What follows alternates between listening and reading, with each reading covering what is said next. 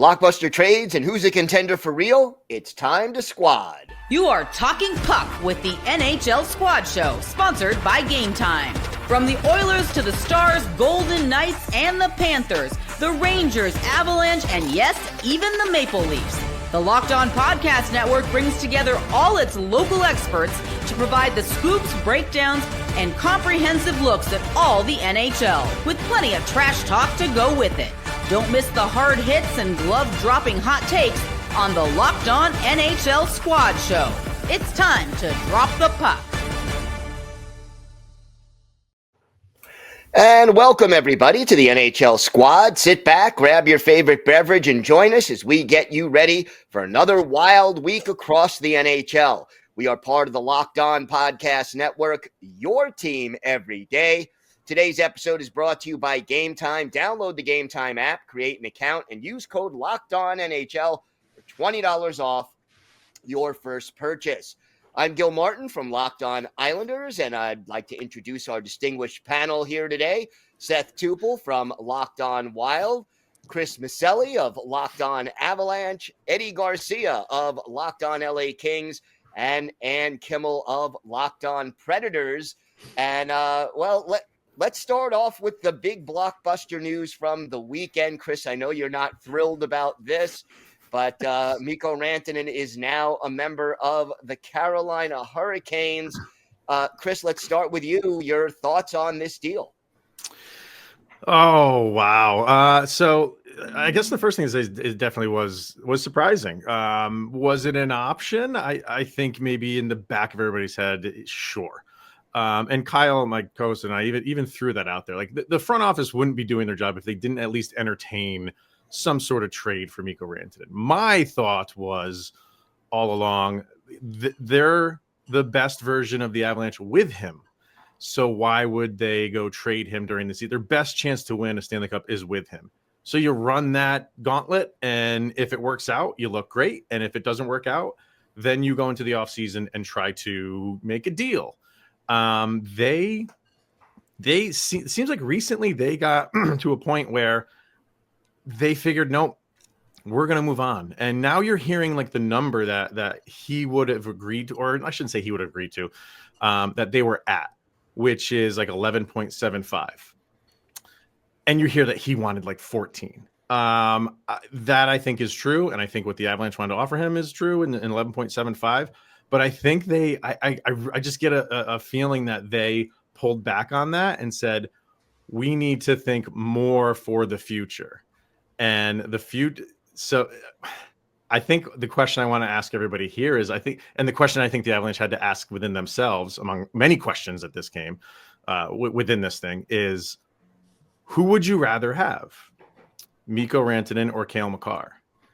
And as difficult of a question as that is to answer, I think that's what they were stuck with, because Cale Makar is going to get his money too. So if you give Mikko Rantanen his money, Nathan MacKinnon already has his money. And if you give Cale Makar his money, you are really hamstringing your team for middle positions, depth positions.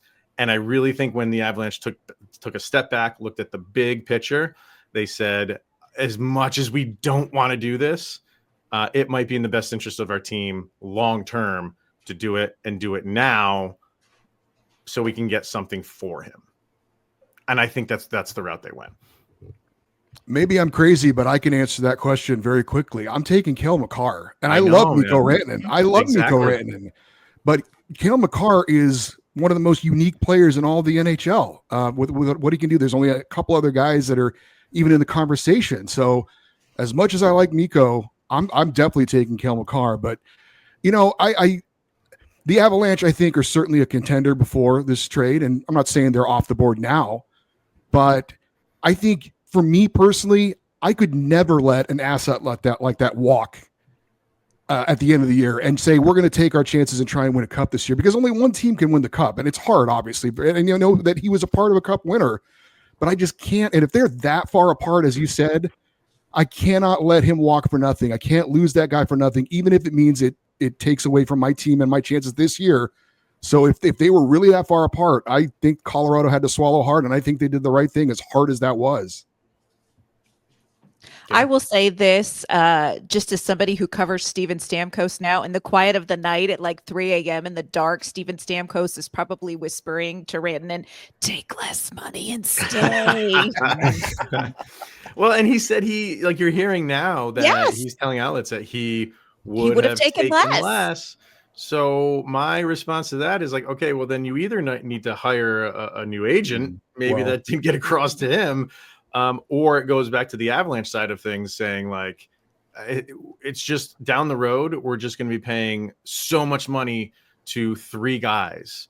And I think that's really what it can, because even Chris McFarland, and he had a press conference, he even said flat out, we're not deep enough. We are not deep enough to go through the gauntlet of a playoff. I really wonder how the depth guys on the team took that. They probably didn't like that comment too much, but he is right. They're good in their depth. They're not playoff good. And this is not it. You're not going to trade Mikko Rantanen and this is your return. And then you stop and say like, oh, we're just going to go forward with this. There's more going to happen. I think they wanted to do this before the Four Nations tournament because God forbid he gets hurt in the Four Nations tournament, then you cannot trade him at all. So they did it before then, and we'll see what happens from the Four Nations through the trade deadline. But no, they're not done. It's split down the middle in the Avs fan base of liking this and not liking this. And you had fans that wanted this to happen for this very reason, opens up some assets, and other people are just like what Eddie was saying. It's Mikko Rantanen. Like, how do you get rid of a guy like that? But it's a business. Numbers are what the numbers are. There's a salary cap, and you can't avoid that aspect of it. Yeah, I guess that was my initial thought on this whole deal is what's next? What does Colorado do to piggyback off of this? Because like you said, Chris, if they do this and that's it, that's not going to do it. But if they do this and this allows them to fill out the bottom of the lineup or go get somebody else, then you start to see why this happened. And this reminds me a little bit, obviously it's on a much higher scale, but this reminds me of kind of what the Wild went through with Kevin Fiala a few years ago, where it's pretty clear that the Wild just were not going to be able to pay Fiala what he was looking for due to their current cap constraints. Obviously, they moved him in the offseason, but at a certain point, if you aren't going to be able to fit a player in, you either have to look at that roster that you have and say, is it worth keeping these guys over this player? Or what can we get so we don't let this guy walk for nothing? You know, the one thing that really surprised me about this, other than obviously a great player going somewhere, was when it happened. Mm-hmm. And I wonder if Carolina played a role in this by saying, we're going to roll out the red carpet for Mikko Rantanen. We're going to sell him like we've never sold anybody before, because it's very rare a superstar elite player is coming to Carolina and we've got a chance to sign him. I wonder if we're going to sell so hard, and if he doesn't give us a good indication by the time the trade deadline comes around that he wants to re-sign here, maybe they flip him somewhere else. Whoa. So I mean, because they can't let him go for nothing, right? I mean, so, and I know they had Jake Gensel last year, and he decided, man, I didn't want to stay, whatever the reasons were for that. They've tried this before. I know they want a star player desperately in that market, but I just thought this is done so early. What could be behind that? That would be amazing if that would happen down the line. But we'll see if Mikko, they're going to do everything they can to say, please resign with us, because that's what makes it work for Carolina, right? If they don't resign him at the end of the year, or if he doesn't want to stay there, then obviously they're kind of left holding the bag too. It would be a very expensive rental. And now Sebastian Aho gets his second job, salesman, because he's probably in charge of trying to convince Rantanen to stay. And Chris, let me ask you one more thing real quick. What does this trade say about the Avs contention window? They will look at it as they don't feel like it will change that much. I think it might be difficult sell on some people when you lose someone like Mikko Rantanen, but they're going to put themselves in the position. Martin Necas is no scrub, right? Like, he's a very good player, but I think the headline here is losing someone like Mikko Rantanen. but I really like what Nishas brings in for the Avalanche style of play. So I think you're going to drop a little bit. It's going to happen. Like, are you, the whole question of are you as good of a team? No, but you're not a bad team. You're not like a non-playoff team all of a sudden. So no, they're still going to go for it. And like Seth was wondering, like, what else do they have up their sleeve? I think if they do make some really timely and smart moves to kind of even out their time on ice for their top line is ridiculous. Like, they are playing their top guys 24 minutes a night, not the defensemen, your forwards. So they want to even that out and make it more of, rolling 4-line type of team, because that's what beat them last year with Dallas. And you have to replicate that. And again, I think they just finally came to the mindset of like, yeah, it is the worst thing to lose someone like him, but does it give us the momentum going forward if we make more moves to be more like a team like Dallas? They think it does. So as far as a window, no, I don't feel like in the front office is thinking like this is closing that window for us. All right, it's going to be interesting. Lots more, I'm sure, that we'll hear from the Avalanche between now and the trade deadline. A lot of other trades likely to take place as well. We'll talk about some of the blockbusters we might want to see. All that and more coming up on this episode of the NHL Squad.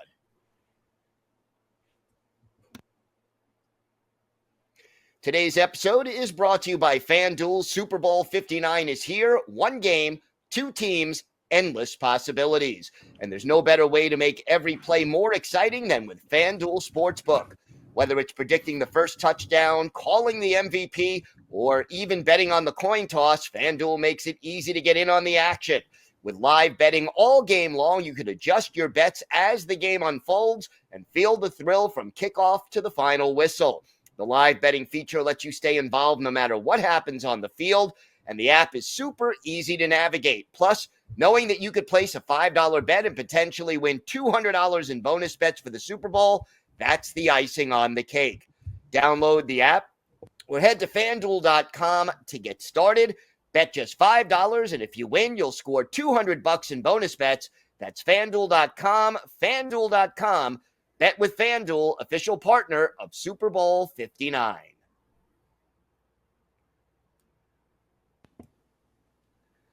So more trades are definitely coming between now and the trade deadline. And I wonder if we see a flurry right before Four Nations, because as somebody said earlier, if somebody gets hurt at Four Nations, their trade value goes down to zero. And I know this is a concern for the Islanders with Brock Nelson. I'm sure it's a concern for a lot of other teams. Heard some rumors today, read some rumors that Brad Marchand may be available from Boston. Any thoughts about that? Well, at the moment, I think I could see them looking into it, but they are holding a playoff spot at the moment. So I don't think they're looking to move him while that happens. If the floor drops out here from him and they fall out of a playoff spot in the next few weeks, maybe, yeah. But at the moment, I think I don't see that happening right now. I mean, the Avalanche are in a playoff spot and they just traded Mikko Rantanen. So. But I know what you're saying. Yeah, True. No, it's a good point. With as much as a desolate minefield as the Eastern Conference wildcard picture is going to be, the fact that all three New York teams who have had crisis level seasons are still in the chase, it would take a massive free fall for anybody to, especially Boston, to be looking at dealing any of their stars. Like, they're going to have to be really bad. Now, they've already done that, so they just have to do it again, and then you never know. I will say this, all it takes is one phone call. And there is not a GM doing their job that's not answering every call that comes in. And all you need is one. All you need is one phone call. We're watching in Nashville, we watch Barry Trotz on the phone. Every time he's on the phone, somebody's reporting Barry Trotz is at practice on the phone. All you need is one phone call. And It does seem odd that you would trade somebody when you are in playoff contention. I imagine. I don't Especially know. somebody like that, though, too, right? Yeah. Somebody like Goal that. guy. Yeah. Yeah, like that's that is more than just moving a player. And I think about this with Rantanen. It's almost more than moving a player. It's kind of there's a statement to it. I don't think the statement is nearly as desperate in Colorado as it would be in Boston if you move Marchand. But there's a statement to that. I mean, I was pretty sold on Rantanen finishing off the season for the Avs. So now that didn't happen, I'll never say that again. I think anything is always on the table for any team. I think Ann's 100% right with it just takes one call, because if it wasn't, at least, with the Rantanen thing, if it wasn't Carolina, I don't know you're not hearing that there was any other team really in the mix here. And that the Avs were actively shopping him. I think it was just, it was good for both teams at the right time. That could be true for Boston. It's just one seller, one buyer, and you see what happens. But man, if you imagine those two guys go in the same trade window to different teams, it would just be kind of unfathomable to see both of those guys switching teams. And meanwhile, everyone's reporting, oh, Barry Trotz is on the phone and he's probably talking to his wife. A dozen eggs. 100%. But let me tell you, we're all like, what's he doing? What's he doing? Right. Pick up dog food, That's right. Yeah. But yeah, let's see how it plays out. Are there any other? Well, let me ask this before we get into specific players. How does the fact that there are so many teams bunched together affect early trades? You got two things, I think, working in opposite directions. You got four nations, which will, I think, encourage early trades. And then the fact that almost nobody is really too far out of it, which will discourage some early trades. What do you guys think? Feels like there's almost going to be two trade deadlines. The pre-four nations, and then I think teams will see who is still standing after four nations and say, well, this is a player that is available. They didn't get hurt during the four nations. So now we can look at acquiring them and trying to add them to the midst. So it is crazy, though, because especially in the East, there's just so many teams that are still within striking distance. So if you're a GM and you're a team that's, on the bottom level of that, do you call off the dogs, or do you say, hey, it's wide open? Why would we not just continue to try to push at this? Like, it's different in the West where Chicago's not going to make the postseason. San Jose's not going to make the postseason. Like, those teams that were mathematically eliminated before the season started. So you can go into negotiations with those teams on trades because they're looking to next season already. But seems like everybody in the East, other than maybe like Buffalo, I don't know. I haven't checked to see how Buffalo's even doing lately. Maybe they're back in it. It seems like everybody in the East is pretty much still alive, other than Buffalo. No, it's a good point. I think it's going to be interesting to see which GM, swallows hard and says, yes, it would be great to be a wild card team, but we know that we're not a legitimate contender this year. And so we're going to do the smart thing and we are going to be sellers, right? A lot of other teams might stand pat or might be afraid. Maybe if you're Columbus, right? It's been a feel-good story.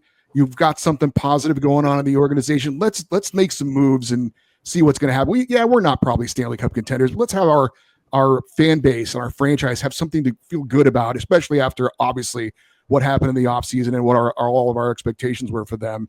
Maybe if you're Detroit, and you're like, the Yzer plan has finally got to come up with something. We've fired our coach. We've made that move there. We need to do something to finally get back in a postseason spot, even if we don't really think we're contenders. So, maybe a Montreal says, you know what? Those guys all think they're in it. We're okay taking a step back. We're still rebuilding. Maybe we will take advantage of the situation. So I think it really depends on where your franchise is and kind of where they've been in the recent past too. Absolutely. I think that's a big part of it. And, teams like Ottawa and Detroit probably need to show, hey, we're making progress. We've ended this long playoff drought. And then, teams like Columbus and Montreal may say, hey, we're still in a rebuilding phase right now. We're playing with house money. If we make the playoffs, great, but we're not going to jeopardize this rebuilding program in order to just, play 4 or 5 playoff games and call it a season. Right.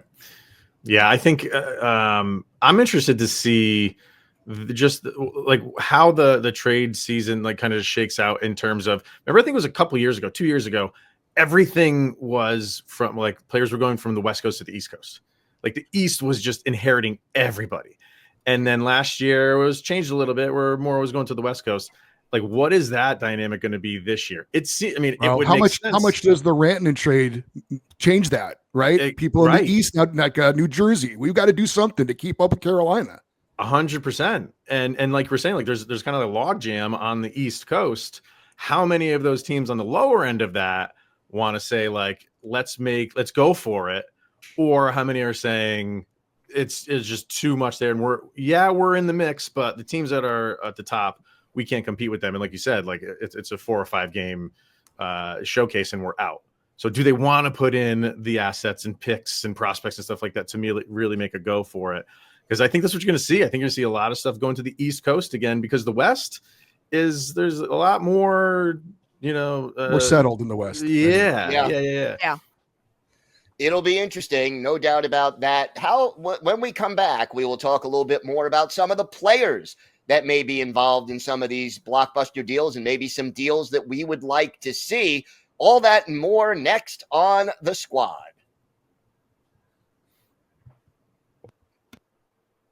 Today's episode is brought to you by Game Time. Attending NFL playoff games is an unforgettable experience that brings fans together. I remember the excitement and energy of a playoff game that I attended recently, and I'm looking forward to making new memories this season. Well, Game Time has a new feature called Game Time Picks that makes getting tickets for events even easier. It filters out the fluff to show you only incredible deals on great seats, so you don't have to waste time searching through thousands of tickets. I recently used Game Time Picks to find tickets for an NFL playoff game. Browsing through the deals was simple. I found great value for all kinds of seats around the venue. The Super Deal was especially impressive, offering the best value for the event. The app's features like seat views before you buy and all-in pricing with no surprise fees at checkout made the experience smooth and reliable. Plus, the on-time ticket delivery and lowest price guarantee gave me peace of mind. Take the guesswork out of buying tickets with Game Time. Download the Game Time app, create an account, and use code LOCKEDONNHL for $20 off your first purchase. Terms apply. Again, create an account and redeem code LOCKEDONNHL for $20 off. Download Game Time today. Last-minute tickets, lowest prices guaranteed.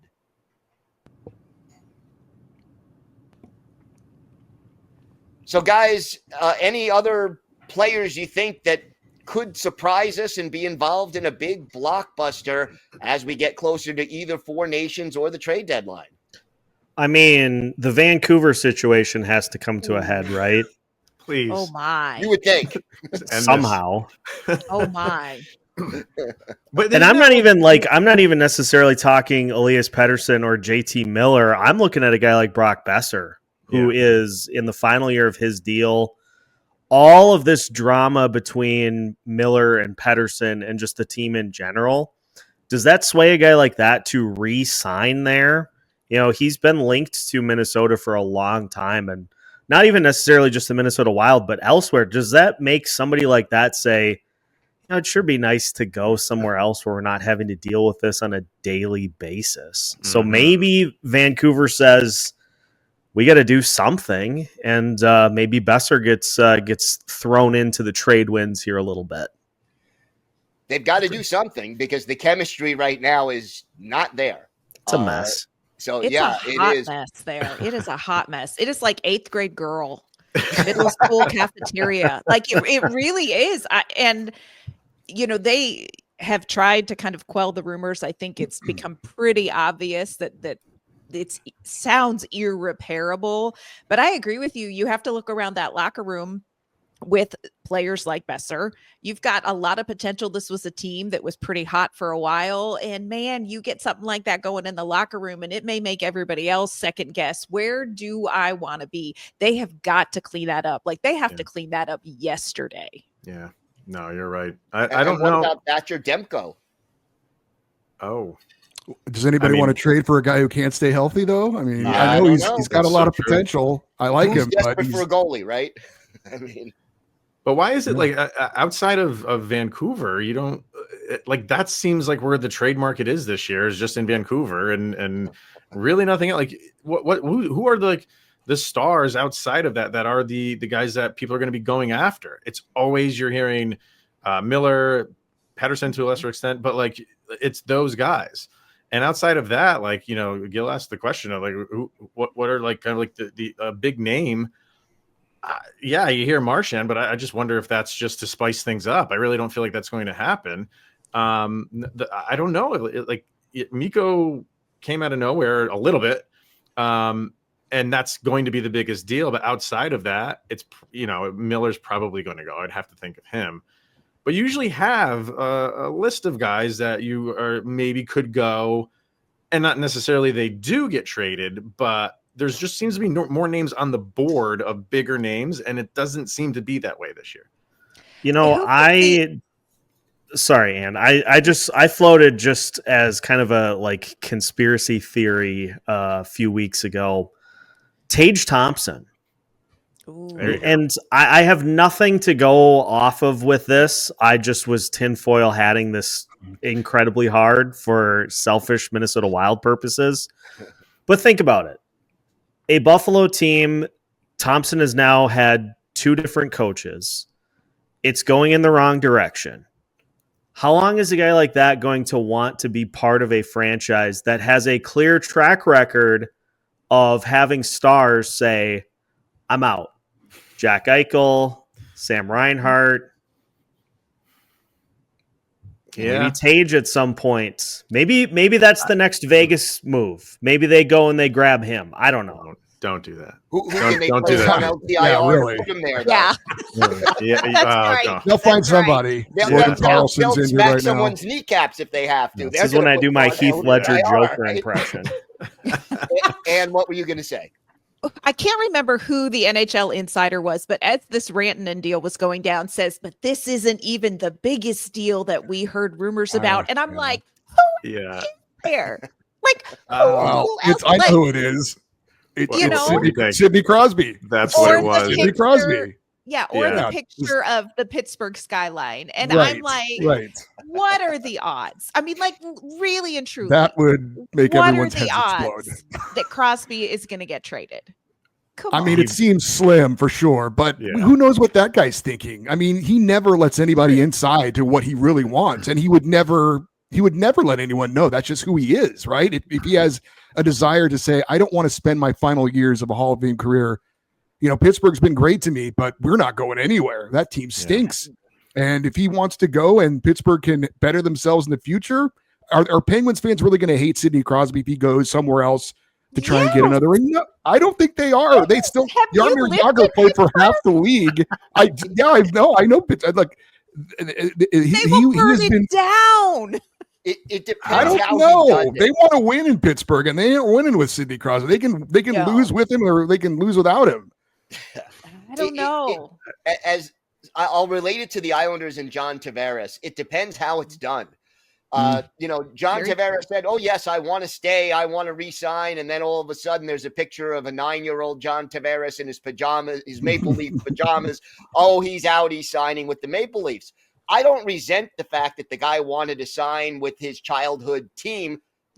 That's a dream come true. Go for it. But how he did it. The fact that he didn't tell the Islanders that he was going to do that and left them holding the bag where they got absolutely nothing for him, that's why fans boo him every time he comes back. Not that he's a bad guy, but that he just exited in a way that the fans took as a slap in the face. I couldn't see Sidney Crosby doing that, but but that's, you know, he is Mr. Penguins. I mean, he's been the face of the franchise. There are people who don't remember Sidney Crosby not being on the Penguins who are big hockey fans. It would be a shakeup, to say the least.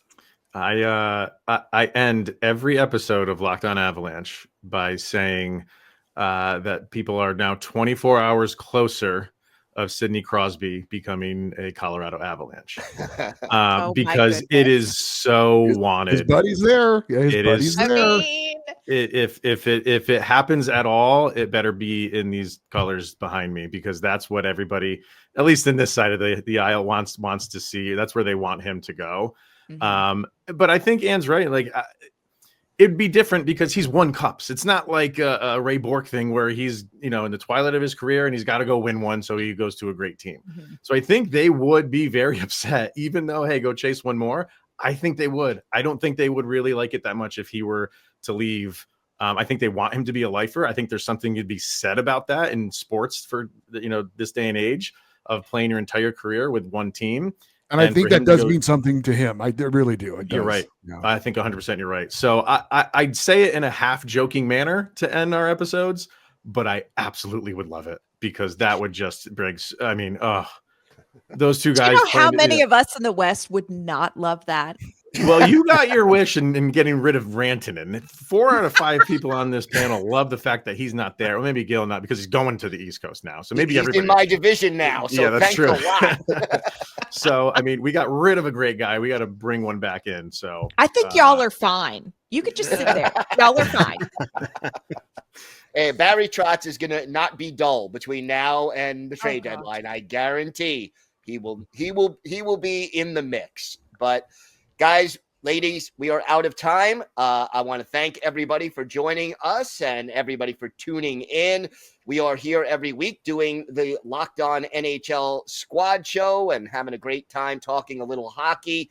Thank everybody for tuning in, and we are part of the Locked On Podcast Network, your team every day. I'm Gil Martin. Thanks for listening to and watching the Locked On NHL Squad Show.